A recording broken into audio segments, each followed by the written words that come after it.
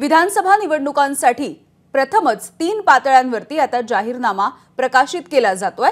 राज्य, जिल्हा आणि मतदारसंघ असे हे 3 जाहीरनामे असतील आणि या 3 पातळ्यांवरचे हे जाहीरनामे प्रकाशित होतील आणि या जाहीरनाम्यामध्ये आता मुस्लिम समाजाकडे सुद्धा विशेष लक्ष दिलं जाणार आहे। कर्नाटक आणि तेलंगणाच्या प्रमाणे महाराष्ट्रामध्ये सुद्धा काँग्रेसच्या वेगवेगळ्या गॅरंटीवरती आधारित हे जाहीरनामे प्रकाशित केले जाणार आहेत।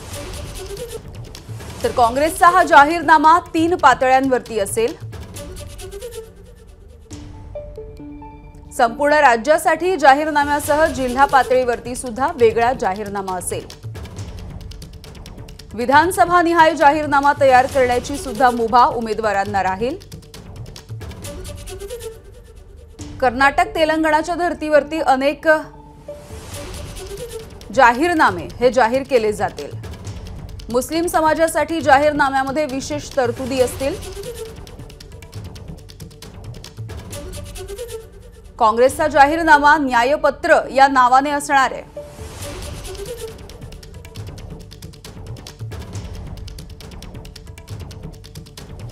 संविधान रक्षणावरती सुद्धा जाहीरनाम्यामध्ये विशेष भर दिला जाणार आहे। आणि याविषयी बोलूयात, आमचे प्रतिनिधी रजत वशिष्ठ आपल्या सोबत आहेत। रजत, आगामी निवडणुकांच्या पार्श्वभूमीवरती आता राज्य, जिल्हा आणि मतदारसंघ अशा वेगवेगळ्या पातळीवरती काँग्रेस तयारी करत आहे।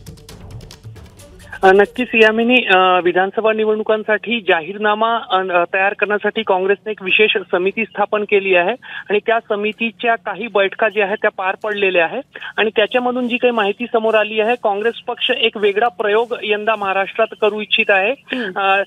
राज्यासाठीचा जाहीरनामा जो आहे तो काँग्रेस पक्षाकडून तयार केला जाईल। न्यायपत्र असं त्याला लोकसभा निवडणुकांच्या धर्तीवर नाव दिलं जाणार आहे। मात्र सोबतच स्थानिक प्रश्नांना महत्त्व देण्यासाठी आणि स्थानिक जे प्रश्न आहे त्यांना चर्चेत आणण्यासाठी काँग्रेस पक्षाकडून जिल्हा पातळीवरचा जाहीरनामा जो आहे तोही तयार केला जाईल आणि विधानसभा क्षेत्रनिहाय जे उमेदवार काँग्रेस पक्षाचे राहतील त्यांना त्यांच्या विधानसभा क्षेत्रासाठीचा रोडमॅप जनतेसमोर, मतदारांसमोर ठेवण्यासाठीची मुभा दिली जाणार आहे। त्यामुळे राज्य, जिल्हा आणि विधानसभा मतदारसंघ अशा 3 पातळ्यांवर काँग्रेसचा जाहीरनामा राहणारच आहे।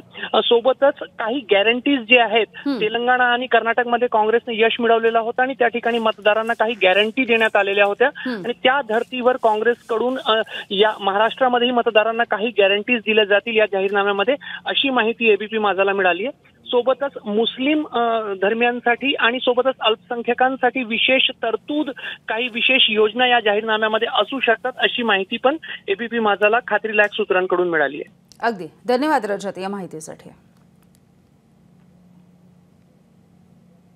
तर पहिल्यांदाच असे 3 पातळ्यांवरती काँग्रेस आता जाहीरनामा प्रकाशित करणार आहे।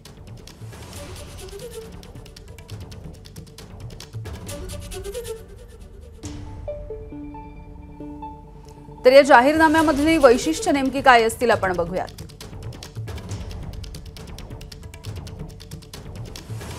दरम्यान काँग्रेस पक्षाच्या जाहीरनामा समितीचे सदस्य नितीन राऊत यांनी काय म्हटलंय बघूयात। मागच्या कर्नाटक निवडणुकीत किंवा तेलंगणा निवडणुकीमध्ये काँग्रेस पक्षाच्या गॅरंटी आल्यात, लोकसभेमध्ये काँग्रेस पक्षाची गॅरंटी आली, तशी महाराष्ट्रात सुद्धा काँग्रेस पक्ष नव्हे तर महाविकास आघाडी ही संपूर्णपणे या ठिकाणी या निवडणुकीसाठी आमची गॅरंटी काय राहील ते त्या ठिकाणी सुतोवाच केल्याशिवाय राहणार नाही। त्या दिशेनं काँग्रेस पक्ष तयारी करत आहे। प्रदेश स्तरावरती, राज्य स्तरावरती जाहीरनामा तयार होईल। जिल्हा स्तरावरती सुद्धा काही मुद्द्यांवर तयारी करत असताना रिजनचा सुद्धा विचार त्या ठिकाणी आम्ही करतो आहोत। मुसलमान जरी असला तरी तो या देशाचा नागरिक आहे, या देशात तो जन्मला आहे, त्यामुळे त्यांचा सुद्धा अधिकार आहे, जसा हिंदू समाजाचा अधिकार आहे। By the people, of the people, for the people जेव्हा आपण संविधानात बोलतो तेव्हा हा न्यायपत्र सुद्धा त्याच प्रकारचं या ठिकाणी राहून सगळ्यांना न्याय देण्याचं काम या ठिकाणी करणार आहे। एबीपी माझा, उघडा डोळे बघा नीट।